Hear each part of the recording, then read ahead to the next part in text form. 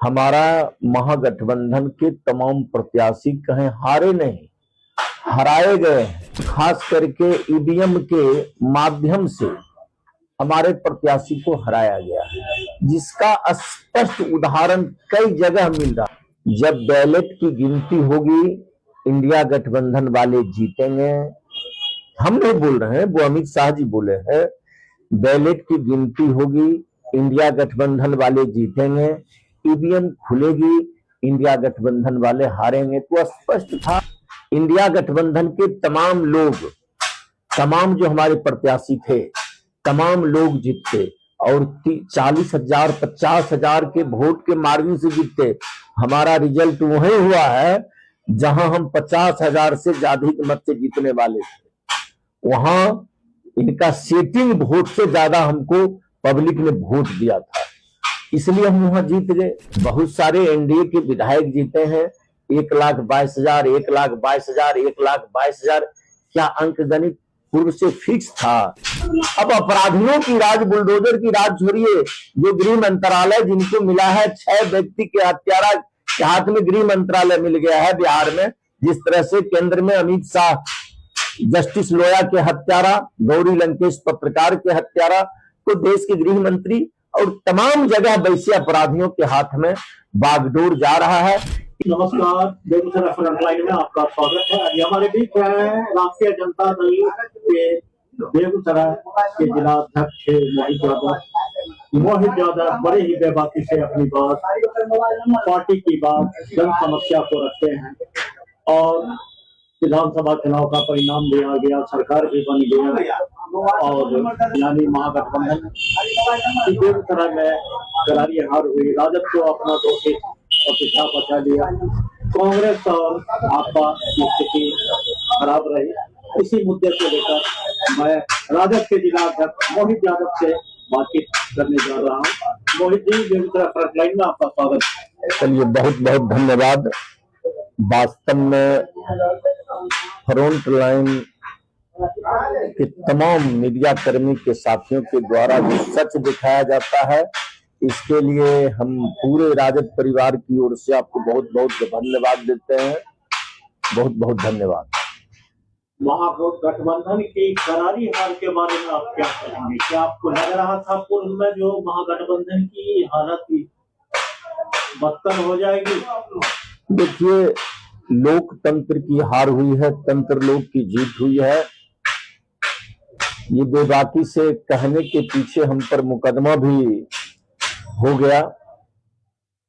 सच बात यही है, हमारा महागठबंधन के तमाम प्रत्याशी कहीं हारे नहीं, हराए गए हैं। और खास करके ईवीएम के माध्यम से हमारे प्रत्याशी को हराया गया है, जिसका स्पष्ट उदाहरण कई जगह मिल रहा है, कई जगह स्पष्ट दिखाई दे रहा है। अब चेरिया बरियारपुर में स्पष्ट रूप से हम लोग जीते हुए, वहां हराया गया। और बिहार में कई ऐसे सीट हैं जहां बाजबरदस्ती हराया गया। अमित शाह का बयान आपने सुना होगा मित्रों।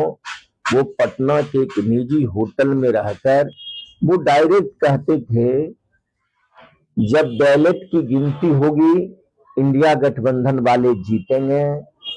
हम नहीं बोल रहे हैं, वो अमित शाह जी बोले हैं। बैलेट की गिनती होगी, इंडिया गठबंधन वाले जीतेंगे। ईवीएम खुलेगी, इंडिया गठबंधन वाले हारेंगे। तो स्पष्ट था, पूरे बिहार में सभी विधानसभा में 25,000 से लेकर 40,000 तक मतों का उन्होंने पैकिंग प्रूफ कर दिए थे। और ये ईवीएम की सरकार बनी है और लोकतंत्र की पराजय हुई है, लोकतंत्र की हार हुई है, तंत्र लोक की जीत हुई है। खास करके बिहार लोकतंत्र की जननी है। यहाँ लोकतंत्र की चीरहरण हुआ है। जो एनडीए 200 के पार भाजपा कर रही थी, 200 के पार चला गया। क्या इसका आप लोगों को अनुमान था? देखिए, अनुमान तो कतई नहीं था। न जनता में यह जोश थी, जनता का कोई उम्मीद ही नहीं था। गठबंधन के जो प्रत्याशी थे, हमारे लीडरान थे, तमाम लोगों का अध्ययन था और जनता ने इंडिया गठबंधन के पक्ष में वोटिंग भी किया।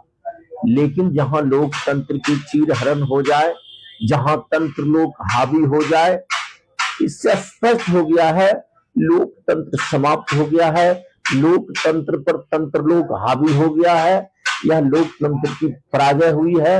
और लोग अब ये महसूस कर रहा है कि हम अब स्वतंत्र नहीं है। अब देखिए इंडिया पूर्व 10-10 हजार रुपया जो दिया गया महिलाओं के, तो इसका असर पड़ा?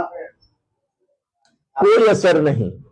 अब चलिए, हमारे बूथ पर भी वोटिंग हुआ है, हमारे गांव में भी वोटिंग हुआ है, 2024 पोल हुआ है, जहां 1967 वोट हमारे इंडिया गठबंधन प्रत्याशी को मिले। तो ये केवल ईवीएम घोटाला का एक मंत्र है, ईवीएम घोटाला का मंत्र है। अब बताइए, बगल में कमरुद्दीनपुर चले जाइए मटिहानी विधानसभा में, वहां भी 10,000 लोग वोट में 10,000 रुपया महिलाएं को मिला होगा। तो वहां तो देखिए जब ईवीएम खुला है तो कैसे तो जानबूझ के बात करते हैं। आपके राजद से तो 2 विधायक जीते।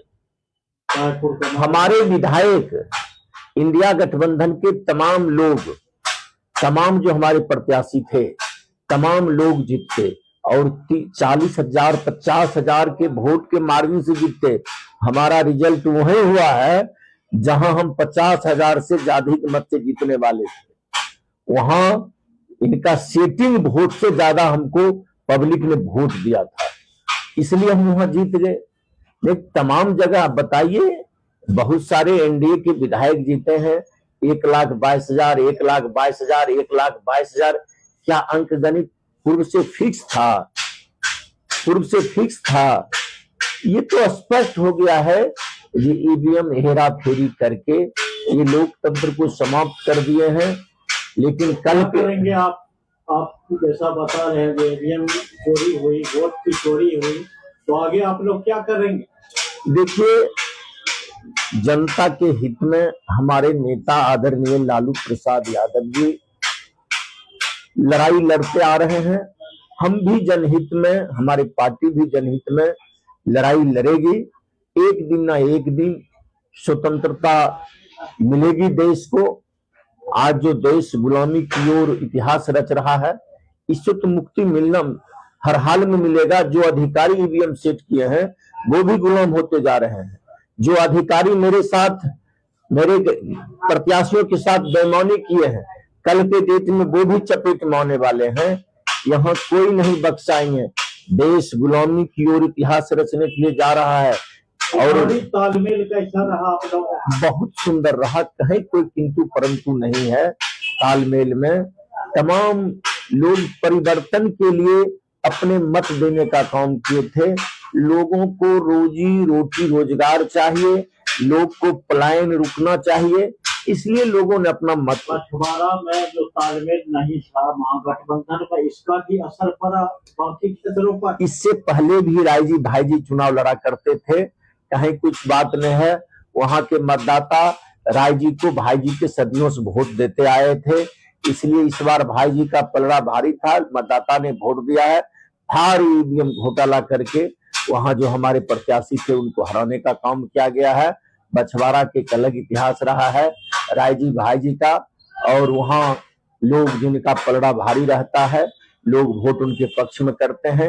नीतीश कुमार ने 10वीं बार शपथ ले चुके हैं और नए सरकार का गठन भी हो गया है, और गृह विभाग, गृह मंत्रालय जो है भाजपा के कब्जे में है, और कहा जा रहा है कि बिहार चलेगा योगी मॉडल पर। इस पर आप क्या कहेंगे?